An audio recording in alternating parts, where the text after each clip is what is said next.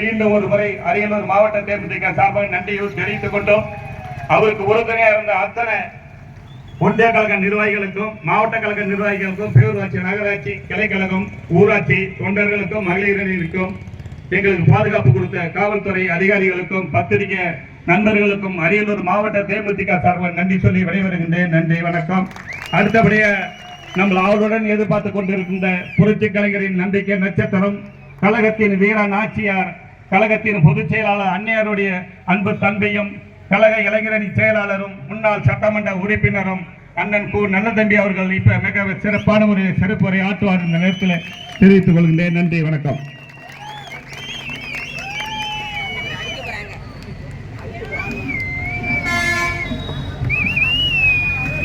தேசிய முற்போக்கு திராவிட கழகத்தின் நிறுவன தலைவரும் சாதாரண தொண்டனான ஏழ்மையான குடும்பத்தில் பிறந்த என்னை புரட்சித் தலைவர் எம்ஜிஆர், பேரறிஞர் அண்ணா, கல்வி தந்தை காமராஜர் ஆகியோர் அமர்ந்த தமிழக சட்டமன்றத்தில் 2011ஆம் ஆண்டு என்னையும் அமர வைத்து அழகு பார்த்த தெய்வ திருமகன் கேப்டன் அவர்களை வணங்கி இன்று தேசிய முற்போக்கு திராவிட கழகத்தின் பொதுச் செயலாளரும் மக்கள் தலைவி அன்னியார் அவர்களுடைய ஆணையின் பேரில்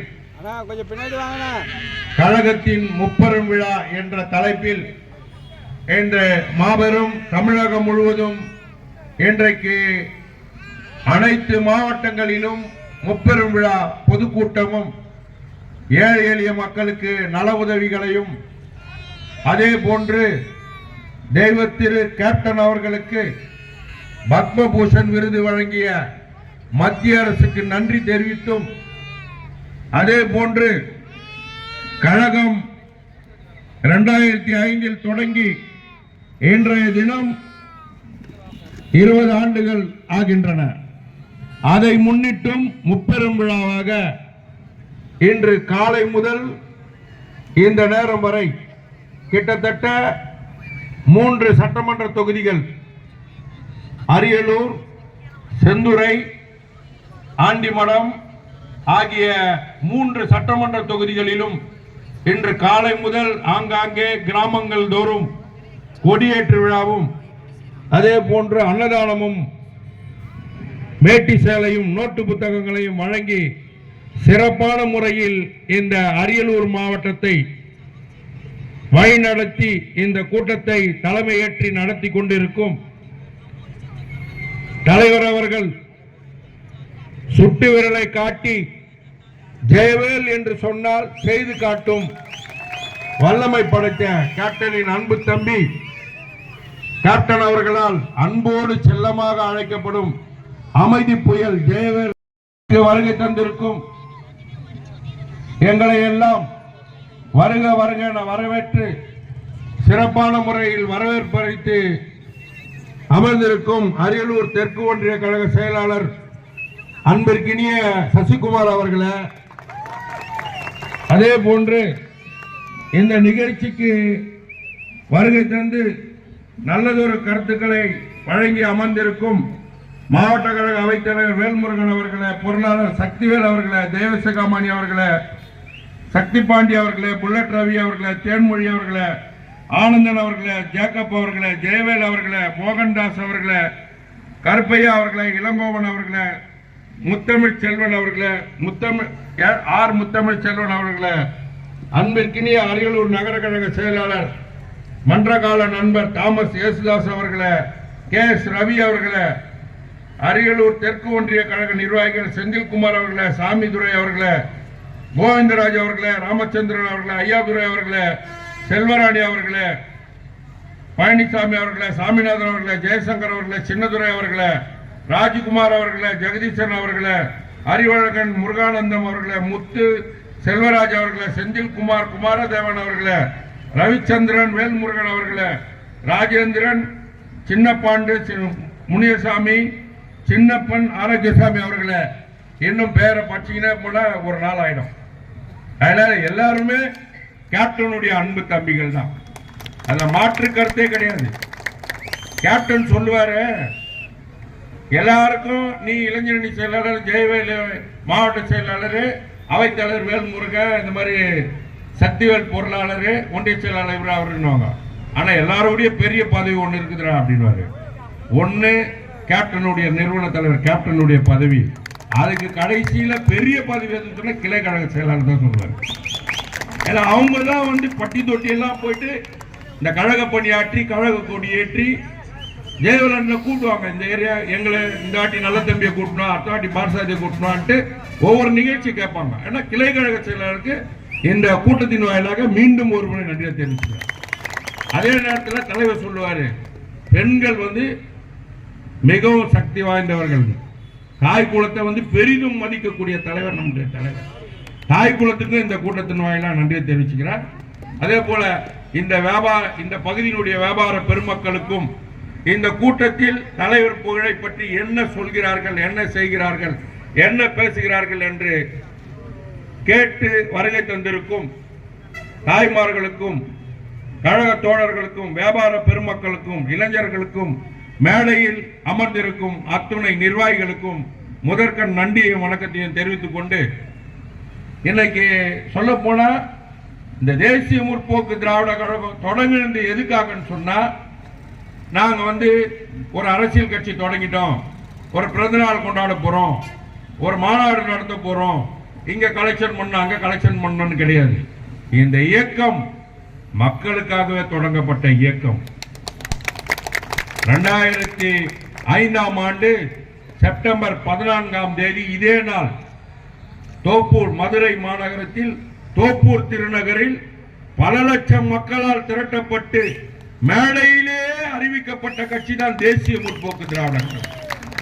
கேப்டன் அவர்கள் சொன்னார், இந்த இயக்கம் எதற்காக தொடங்கப்பட்டது? இந்த இயக்கம் மக்களுக்காக தொடங்கப்பட்டது. மக்களுடைய பசியை போக்கவும் மக்களுடைய வாழ்வுரிமையை உயர்த்தவும் தான் இந்த இயக்கம் தொடங்கப்பட்டதுன்னு சொன்னார். இன்னைக்கு மக்கள் பாருங்க, அவர் கேட்டாரு, ராஜண்ண இவரு அவைத்தலைவர் வேல்முருகன் தெளிவா சொன்னாரு, மாவட்டமும் சொன்னாங்க. இந்த மக்களை கெஞ்சி கெஞ்சி கேட்டார் தலைவர். இந்த மக்களுக்கு இன்னைக்குதான் புரியுது. அன்னைக்கு கேட்டாரு, அவரை விட்டுட்டோமே, அவரை மறந்துட்டோமே கேட்டாருங்க. உங்களை தங்க தட்டுல வச்சு தாளாடுறதுக்கு தான் கேட்டாரு. ஆனா நீங்க ஏத்துக்கல. நீங்க என்ன செய்யறீங்க? இந்த அண்ணன் இன்னைக்கு சொன்னாரு, இந்த சட்டமன்ற தொகுதியில இந்த வீக்கை காட்டி பகுதியில வந்து கழிப்பிட வசதி இல்ல, பஸ் நிறுத்தம் இல்ல, குடிநீர் வசதி இல்லைன்னு. நிச்சயமா செய்து தர மாட்டாங்க. இன்னும் வரப்போற சட்டமன்றத்திலையும் உங்களை நீங்க ஏமாத்திக்காம இருக்கணும்னு சொன்னா நல்ல முடிவு எடுக்கணும். நீங்க இங்க பஸ் ஸ்டாண்ட் வரணும், கழிப்பிட வசதி வேணும், குடிநீர் வசதி வேணும்னு சொன்னா அவங்க தர வாக்குக்கு நீங்க காசு வாங்க கூடாது. வாங்கலாம், தலைவர் சொல்லுவாரு, காசை வாங்கிக்கோங்க, நம்ம காசு வாங்கிக்கோங்க, வாங்கின்னு யாருக்கு ஓட்டு போடணுமோ அவங்களுக்கு ஓட்டு போடுங்கன்னு சொன்னார். இந்த மக்கள் கேட்கிறவங்களா இல்ல. இன்னைக்கு வந்து சாரசாரியா தலைவர் நிலவரத்துக்கு வராங்க, தலைவர்கிட்ட வந்து கதறாங்க, கத்துறாங்க. அன்னைக்கு நாங்க உங்களை விட்டுட்டோம். தலைவரை நீங்க ஏமாத்தல, உங்களை நீங்களே ஏமாத்திக்கினீங்க, அவ்வளவுதான் சொல்லணும். அதே போல இன்னைக்கு பாருங்க, பத்மபூஷன் விருது தந்தாங்க. ஒரு அதாவது அவர் செய்த சாதனைகளை பத்தி பார்க்கணும்னா, இன்னைக்கு நாங்க சொல்றது கிட்டத்தட்ட 38-40 ஆண்டு காலம் அண்ணன் ஜெயவேல் அண்ணன் நாங்கெல்லாம் மன்ற காலத்திலிருந்தே பணியாற்றி இருக்கோம், ரசிகர் மன்றத்திலிருந்தே பணியாற்றின்னு வரோம். அன்னைக்கு செய்த மாணவர்களுக்கு உதவி, மீன் கடை வைக்கிறதுக்கு, அயன் கடை வைக்கிறதுக்கு, காய்கறி கடை வைக்கிறதுக்கு, இட்லி கடை வைக்கிறதுக்கு தலைவர் உதவி செஞ்சாரு. நாங்க நினைச்சோம், இன்னைக்கு என்ன தலைவர் இவ்வளவு பேர், குறைஞ்சபட்சம் ஒரு 50% தான் உதவி செஞ்சிருப்பாருன்னு. இன்னைக்கு பார்த்தா 1000 மடங்கு செஞ்சிருக்காரு தலைவர். எங்களை சீண்டி சொல்லிட்டு போனான். ஏன்னா என் பிள்ளைய உங்களுக்கு தெரியுமா நான் அப்படின்னா, எனக்கே தெரியாது, நம்ம வீட்டு பக்கத்து வீட்டுல இருப்பான். அவன் வந்து சொல்றான், ஏன்னா என் பிள்ளைய படிக்கிறதுக்கு உதவி செஞ்சாருனா தலைவர், என் பையன் இன்னைக்கு வைக்கலன்றான். இன்னொருத்தர் சொல்றான், என் பையன் இன்னைக்கு வந்து ஒரு நோய்வாய்ப்பட்டு இருந்தானா 4 லட்சம் மருத்துவ செலவு இல்லைன்னு சொன்ன ஒரு டைரக்டர் மூலமா போனேன், 4 லட்சம் அன்னைக்கு கொடுத்தாருன்னு ஒரு அம்மா வந்து தினமும் சாப்பாடு போடுது. இது எந்த அரசியல் தலைவராவது இந்த எண்ணம் இருக்கா? கிடையாது. இங்க உட்கார்ந்து இருக்க எல்லாருக்கும் தெரியும் தலைவர் எப்படிப்பட்டவர்னு. இன்னைக்கு பாருங்க, இன்னைக்கு என்ன விலை ஏறல இந்த நாட்டில் சொல்லுங்க, என்ன விலை ஏறல? இவர நம்ம பொதுக்குழு உறுப்பினர் சொன்ன மாதிரி, ஆனந்தன சொன்ன மாதிரி, பால் விலை ஏறி போச்சு, பஸ் கட்டணம் உயர்ந்து போச்சு, மின் கட்டணம் உயர்ந்து போச்சு. நீங்களா இன்னைக்கு உட்கார்ந்து இருக்க தாய்மார்களுக்கெல்லாம் தெரியும். இது ஒரு மின் கட்டணம் ஒரு போன ஆண்டுக்கு முந்தின ஆண்டுலாம் எவ்வளவு கட்டிருப்பீங்க? ஒரு 500 ரூபாய் 600 ரூபாய் கட்டிருப்பீங்க. இன்னைக்கு என்ன ஆகி போச்சு? 3 மடங்கு கட்டுறீங்க. 1500 ரூபாயில இருந்து 3000 4000 வரல மின் கட்டணம் செலுத்துற அளவுக்கு இந்த அரசு இன்னைக்கு இருக்குது. இதுக்கு காரணம் யார்? அவங்க கிடையாது, நம்ம தான். தேர்தல் நேரத்தில் அவங்க ஓட்டு சீட்டை கொட்டு கையில கொடுக்கறதுக்கு பதில் நோட்டை கையில கொடுக்குறாங்க, வாங்கிடுறீங்க. 5 வருஷம் கண்ணீர் விட்டு கதறி நிற்க வேண்டிய வேலை தான். மின் கட்டணையும் இன்னமும் உயர்த்துவாங்க, பால் விலையை உயர்த்துவாங்க, பஸ் கட்டணமும் உயர்த்துவாங்க. அதனால மக்கள் நல்ல முடிவு எடுக்கணும்னா உங்க கையில தான் இருக்குது. அதே நேரத்தில் பத்மபூஷன் விருது வந்து இன்னைக்கு தந்தது மத்திய அரசு, இன்னைக்கு கொடுக்குறாங்க. அதாவது கண் கட்ட பிறகு சூரிய நமஸ்காரம்ன்ற மாதிரி இன்னைக்கு கொடுக்குது மத்திய அரசு. இதுக்கு முன்னாடி கேப்டன் யாருன்னு தெரியாதா? கேப்டன் யாருன்னு தெரியாதா? அன்னைக்கு நல்லா, அதாவது இந்தியா முழுவதும் எந்த மூலை முடுக்கில் மனித இனம் பாதிக்கப்பட்டாலும் அல்லது தாக்கப்பட்டாலும் அவர்களுக்கு விபத்து ஏற்பட்டாலும் முதலில் குரல் கொடுத்து உதவிக்கரம் நீட்டி குரல் கொடுப்பவர் யாருன்னா புரட்சி கலைஞர் கேப்டன் ஒருவர் தான். கார்கில் நிதியா குடி முதல்ல கொடுப்பாரு 10 லட்சம்னு. எல்லா நடிகரும் தலையை சொரிஞ்சுப்பான். என்னடா அந்த மனுஷன் சும்மாவே இருக்க மாட்டாரு, சும்மா இருக்க மாட்டாரு. அவருடைய மனசு, அந்த மனசு தலைவருடைய மனசு, அந்த மனசு எந்த நடிகனுக்கு இருக்குது?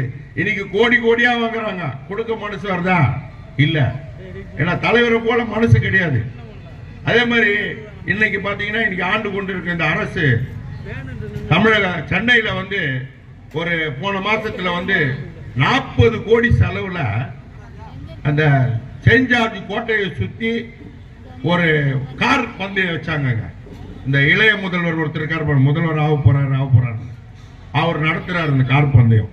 இன்னைக்கு பாத்தீங்கன்னா அந்த 40 கோடியில தமிழகம் முழுவதும் உள்ள அத்துணை பள்ளிக்கூடங்களிலும் கிட்டத்தட்ட ஒரு 1000-1500 பள்ளிக்கூடங்கள்ல 5 லட்சம் ஒதுக்கி கழிப்பிட வசதி கட்டி தரலாம். அது செய்யல இந்த அரசு. நீ பாருங்க, வர வழியில சாலைகள் நோண்டி இருக்குது, ரோடு சரியில்லை, குளம் வெட்டுறாங்க, அதை பண்றாங்க, இதை பண்றாங்க. ஆனா அதுக்கெல்லாம் செலவிடுற பணத்தை போய் ஒரே ஒரு 4.5 கிலோமீட்டர் தொலைவில் சென்னையில பாதுகாப்பு வசதி செஞ்சு அது கார் ஓட்டணும். யாருன்னா வெளிநாட்டுக்காரன் வந்து கார் ஓட்டுறான் சென்னையில.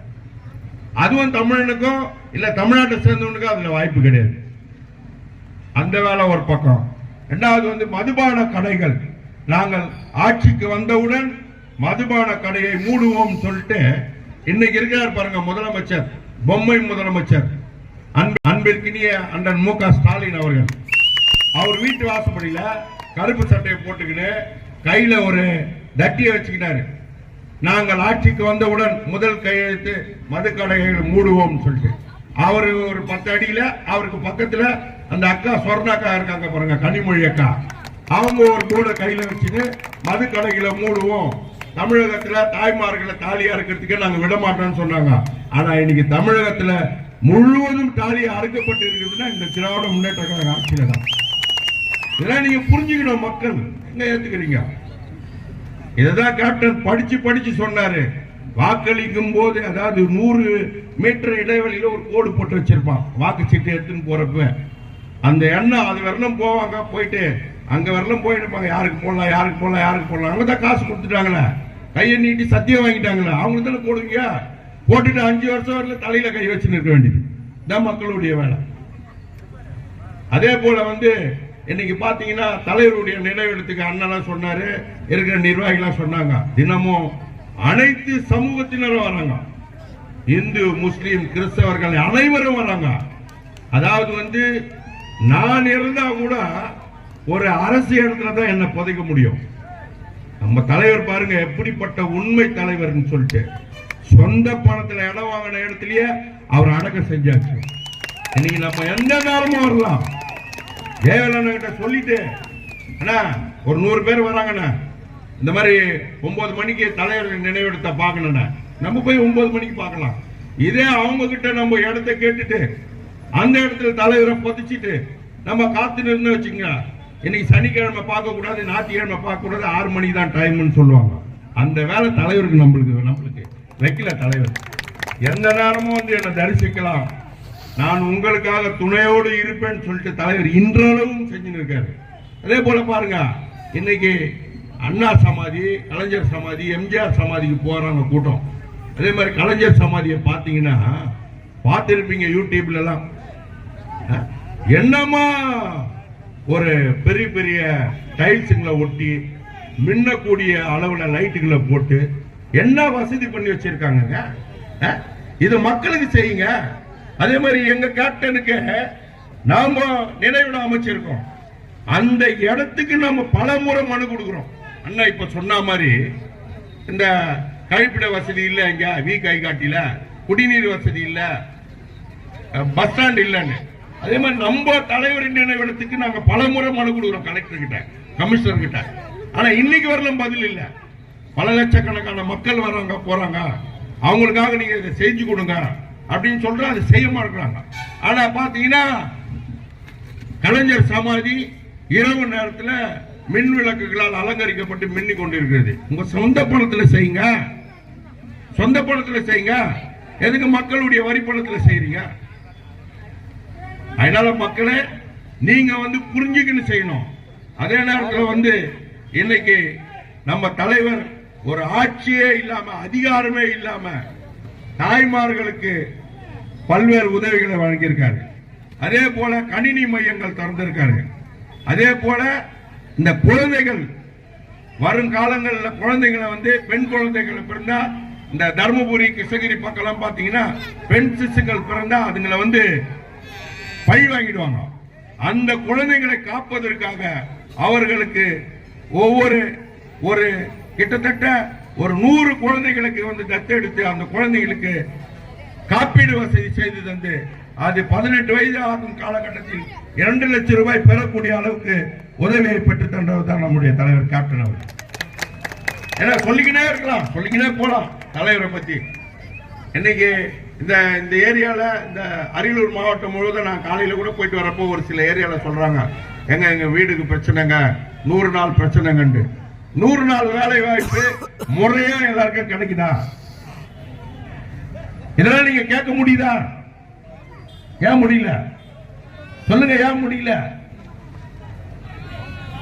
கொடுக்க மாட்டாங்கம்மா, கொடுக்க மாட்டாங்க. ஏன்னா முதலமைச்சர் கேட்டா அறிக்கை விடுவாரு. கிராமந்தோறும் கிராம சபை கூட்டங்கள் நடத்தி அவங்களே முடிவெடுத்து தேர்வு செய்து அவங்களுடைய கட்சிக்காரரா இருக்கிறவங்களுக்கு தான் வழங்குவாங்க, பொதுமக்களுக்கு வழங்க மாட்டாங்க. தலைவர் இதெல்லாம் சொன்னாரு. மக்கள் மத்தியில அனைவரும் சமம் சொன்னாரு. சொல்லக்கூடிய தலைவர் அவர் ஒருத்தர் தான். உதவிகளை செய்யக்கூடிய தலைவர் அன்பு தலைவர் கேப்டன் ஒருவர் தான். ஆனா அப்பேற்பட்ட தலைவரை நீங்க மறந்தீங்க. தலைவரை இன்னைக்கு இவ்வளவு பேர் உட்கார்ந்து இருக்கோம். இந்த வழியில போறவங்க கேட்டு போறாங்க. ஒவ்வொருத்தரும் என்ன செய்வாங்க? நானா இருந்தா கூட செய்வேன். எனக்கு ஒரு பையன் ஒரு பொண்ணு. தலைவரால எனக்கு திருமணம் செஞ்சு வைக்கப்பட்டது. தலைவரால எனக்கு தொழில் செய்ய வசதி செய்யப்பட்டது. தலைவரால நான் எம்எல்ஏ ஆன. தலைவரால தான் இன்னைக்கு நான் இந்த மேடையிலே நின்று பேசுறேன் உங்ககிட்ட. ஏன்னா தலைவர் வந்து மற்றவனை வாழ வச்சு அழகு பார்த்தவர் தான் அன்பு தலைவர் கேப்டன் அவர்கள். அதே மாதிரிதான் இன்னைக்கு அந்நியார் வந்து மக்கள் தலைவி அந்நியார் அவர்கள் மக்களுக்காக அண்ணன் சொன்னது போல தமிழகம் முழுவதும் கிட்டத்தட்ட பல்வேறு ஆர்ப்பாட்டங்கள், பொதுக்கூட்டங்கள் நடத்தி மக்கள் பிரச்சனையை கையில் எடுத்து இன்னைக்கு மக்களுக்காக போராடி இருக்காங்க. இதை ஏன் சொல்றேன்னா, இந்த தலைவர் அவர் வந்து இளைய பிரபாகரன், கேப்டன் பிரபாகரன் அவர்களையும் அதே போல படைத்தலைவனாக இன்னைக்கு தமிழகம் முழுவதும் வளம் வந்து கொண்டிருக்கும் சண்முக பாண்டியன் அவர்களையும் இன்னைக்கு விட்டுட்டு போயிருக்காரு. நம்மளை நம்பி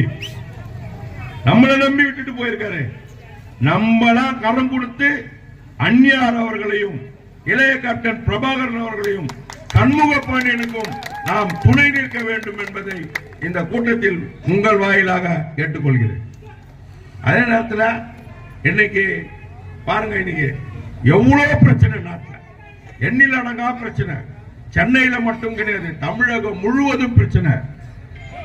வேலை வாய்ப்பு இல்ல. இந்த திருவள்ளூர் தொகுதியில கூட என்ன கடந்த பாராளுமன்ற தேர்தல் போது என்ன அந்நியார் நிக்க வச்சாங்க.